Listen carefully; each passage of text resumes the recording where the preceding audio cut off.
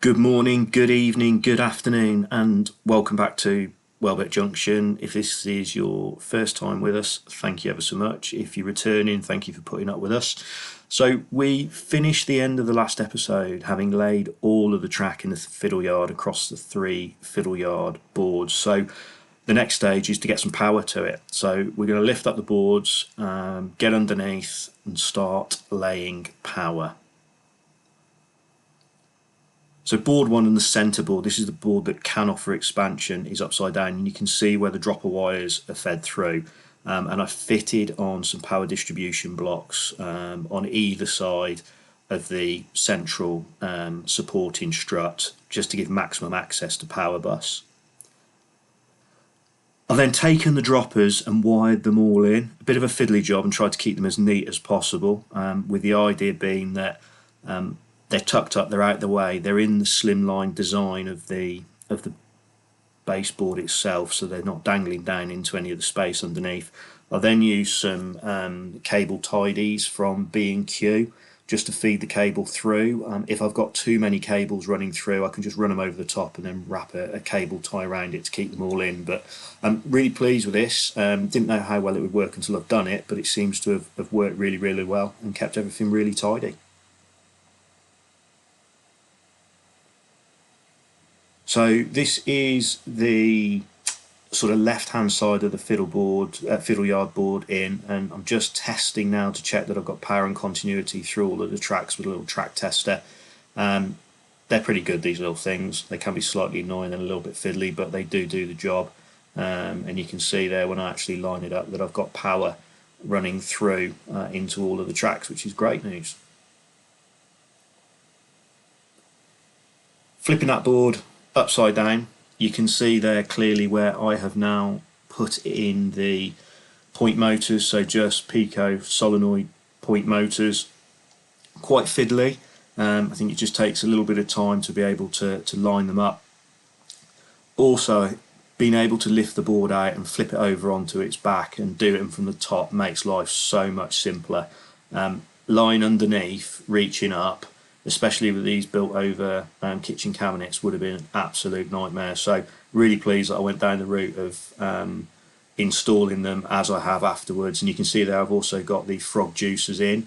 I've mounted them all there, look, you can see, on nylon spacers, so it lifts them up off the baseboard, so that none of the contacts or any of the solders underneath are under pressure against the wood and they can get some air floating around them. So yeah, that seems to work really, really well. Baseboard 1 pretty much done. It's now time for the PC2 TrainTech control modules to go in. When it comes to the solenoid point switches or point motors themselves, what I tend to do is place them in, offer them up, and then make a mark with a Sharpie, get the Dremel out, and then Dremel the shaft off to the length that I need it. And some people say this isn't the best idea in the world, but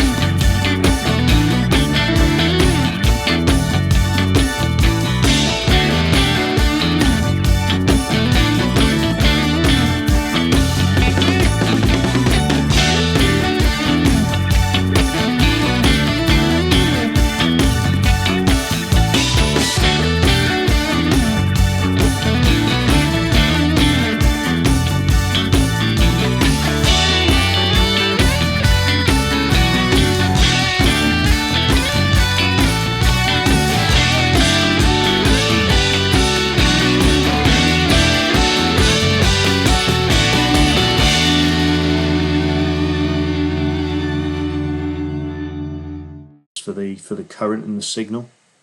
And here we go, fully wired, PC2's in place, and I'm really happy. Tried to mimic the right hand side of the fiddle yard board with the left hand side. Again, they're the same, they're just the opposite way round, so it made sense to do that. But yeah, I think we're okay. Everything's tucked up out the way, so anything going in underneath into the cupboard space isn't going to be affected by anything hanging down. The plan will be to put some thin, might be hardboard or something like that, in the underneath these, so that if I need to access them, they sort of hinge at the back and drop down into the cupboard. So if anything gets it put into the cupboard, it's not likely to bash anything on the underside of the fiddle yard board. There you go, as a close-up, 2 PC2s. Again, the PC2s are mounted on nylon washers as well, so they're lifted off the surface of the board.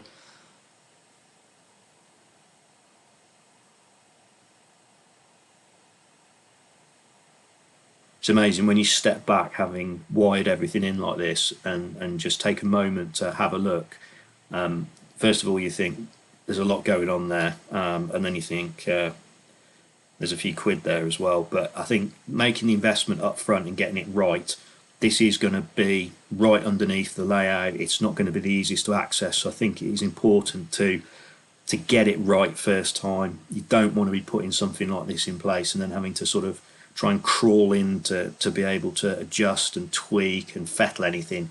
You just want it working off the bat straight away so you can enjoy it. So PC2's in, and you can see here that I'm going to start coding. Really, really easy. I was really surprised actually how simple it was to use the Infinity system. Obviously this is a digital one. It's literally press of a button, press it again, highlight the one that you want to activate. You go back to the controller and you simply just fire it off and it pairs. Job done, as simple as that. Note the sticky labels with codes on so that I can pair them back into my laptop, so I know exactly what's firing what and what route's running through what. The idea being that there will be a mimic panel running this mounted up and above so that I can see clearly what's going on. So the mimic won't have any switches on it, it'll all still come through the controller, the Infinity controller, but the mimic panel will allow me to see what routes the trains are taking. And that's paired, simple as that, quick as that, job done.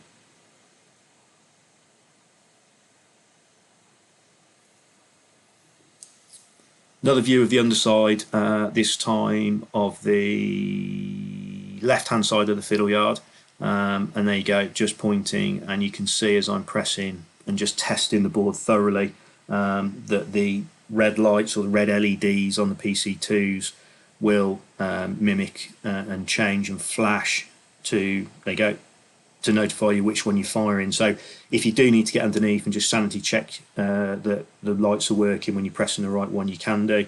I was actually really pleased. These PC2s work faultlessly, paired up, no problem at all. I've got quite a few underneath here and not one of them had an issue whatsoever. And on to some real world testing. So here we go, Class 66, DRS, my test pony, my loco that runs through everything. Just running backwards and forwards, doing some point testing, checking that everything is working, just firing the points backwards and forwards, checking the frog juicers, making sure there's no shorts anywhere. I bought this loco from Tops Trains in Stafford, top shot, recommend it, go if you're ever anywhere near it. The amount of stuff they've got there across multiple gauges is phenomenal. And the guys are incredibly knowledgeable. I'm lucky, I've got a few model shops locally to me that are pretty good, but Tops is one that I certainly go back to. So I bought this from those guys. This train hasn't been cleaned, it's had no wheel cleaning, so the reason being is I did think about doing it and then thought, well, if it's grubby and if it's mucking, it's running okay. A cleaned up loco is going to run really well. So there you go, I'll fire the point across. And that loco is now running onto track 2 of the fiddle yard. Now I'm just going to repeat this all the way up through to make sure that everything is working on this, which is the left hand side of the fiddle yard.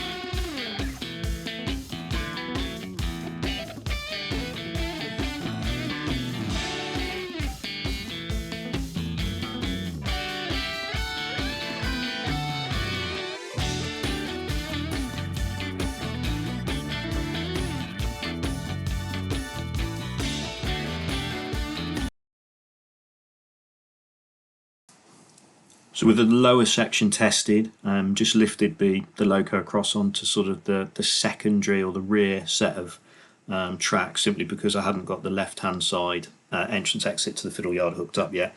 And again, just going through the same process of running it backwards and forwards through all the points, testing all of the frogs and the juices, making sure I've got no shorts. The little white sticky labels that you can see there are just surface mounted point numbers. So until I've got the mimic board up and wired in, it's just going to enable me to easily see what I need to change until I bury it. And then I'm probably going to have to just rely on my laptop temporarily, but really pleased, working really well. So with those few tested, it's then lift the loco again onto the final couple of tracks right at the rear of the fiddle yard, probably destined where my containers will park. And there we go. I've got wired in there the point across the baseboard join on a 3% gradient. Now, I have been told this won't work, but I have been testing it and it does work, so we're going with it. There you go, you can see the board there. I've cut out a panel in the side of the kitchen unit to enable me to get across to this far corner, and then there you go, frog juicer mounted on the side, power running up there, and point on the top with a surface mounted Pico point motor. And it's working fine. I've run loads of stuff across it in testing and it's absolutely fine, so I'm more than happy with it. And there we go, some views underneath. So I have got access through the kitchen units. It's not ideal, but I can drop all the shelves out if I need to and reach underneath and get up and get amongst it. So I'm happy, I can work with that. Right hand side of the fiddle yard testing, I'm going for exactly the same process as I did on the left hand side. The train here is coming across one set of points, then the next point it's getting to where the surface mounted point motor is, that's the one that I cut down, reduced and reshaped slightly to make that sort of two spur siding going off into the distance.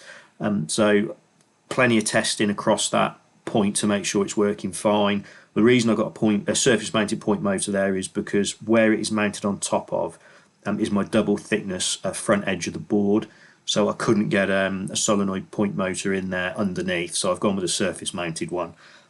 Not ideal, however, because it's in the fiddle yard, I'm not too fussed, and it'll be absolutely fine there. But I am pleased to report that everything seems to run across that point that I modified really, really well. I put in two spurs there, not quite sure what I'm going to park in there. Be nice if I could get me cleaning train, it's easy for me to say, in there, but I think it'll be too long.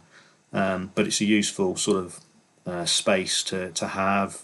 Did play around with the idea of putting a couple more spurs in there, but it would have reduced the length of the ones that I've got, and I thought, I've got 13 lines and those two, I can live with that.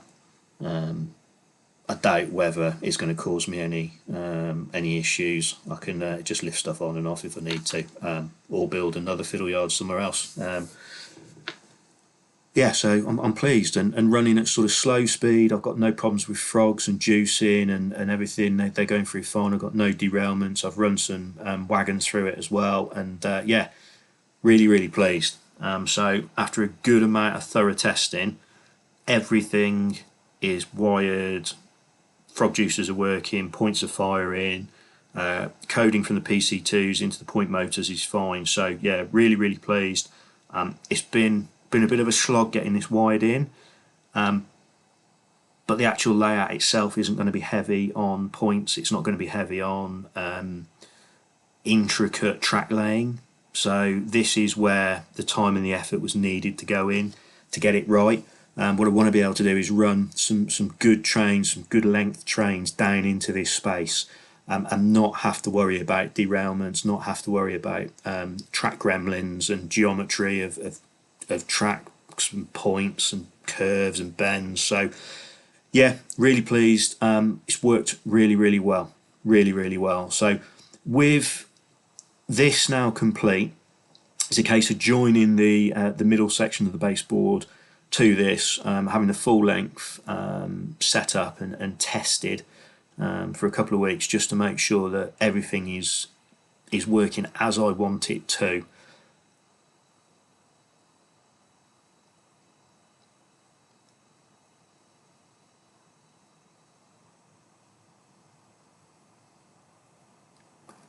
And here it is, one completed fiddle yard, powered and fitted. You can see here that I've rejoined the track, fish plates in over the joins. So yeah, it's solid. You can run from one end to the other with no issues whatsoever. 13 lines, all powered. Really pleased with how that's come on, and that's a big job out the way. So what's next? Well, we need to put in the floating section that spans the fiddle yard. So that is going to be the next video, I think. It's going to be about how I'm going to do it. I've got a few ideas. I've got some materials winging their way to me. I've probably not, well, I haven't seen this done before, but I've got an idea of how I'm going to have the floating layout above it without any big wood structural supports blocking the fiddle yard entrance. I'm also going to, I think, underlight the top boards LED wise so that they light the fiddle yard up. So yeah, really pleased, and look forward to you joining me in the next video, where we are going to start on the floating baseboard section for the main running tracks above the fiddle yard. Thanks ever so much. Please like, subscribe, leave me a comment, and I'll see you again soon.